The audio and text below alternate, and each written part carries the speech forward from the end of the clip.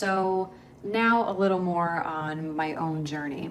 I want to give you a little bit more of a background. There was a season in my life where I realized I was being invited to develop a deeper sense of self-worth and stronger boundaries, although I didn't realize it at the time. At first, I kept hoping the external circumstances in my life would change, both my personal relationships and how I was treated and valued, to past employers as well. Sometimes our childhood wounds, like mine of not feeling seen, heard, or understood, and sometimes criticized, are so deeply subconscious that we may not even realize that they're there. And as Jung famously said, the patterns will direct your life as they had mine. Eventually, I had realized the deeper invitation was to change how I related to myself. That didn't happen overnight, of course. It happened over a period of, I would say, about 2 decades. Yes, 2 decades. Through many moments of reflection,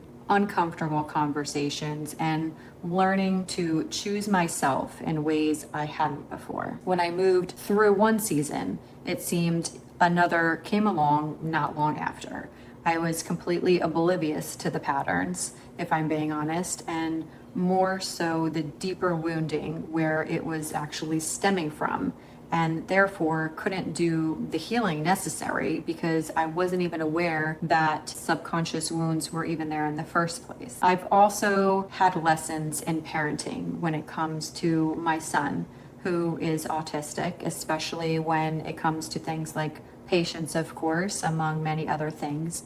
But it is an important thing to mention here because sometimes our children come into this lifetime with us for a specific lesson we are to learn from each other for our soul growth. My son might have special needs, but one of his purposes in this life was to teach me as well as the collective, not the other way around. And boy, has he ever, in nothing but good ways. I have grown from the challenges that I have gone through with him, especially in the kind of energy that I show up in my parenting role, and therefore also realizing in my life. And as a side note, all people with special needs and sensitives alike, and there are a large amount of them on the planet right now, are here to teach humanity at this time of difficulty that sensitivity is a superpower, a guide to your internal connection, as well as to teach patience and compassion, which unfortunately seems to be lost on many these days. We are here to help and support one another, and as the current collective shifts continue,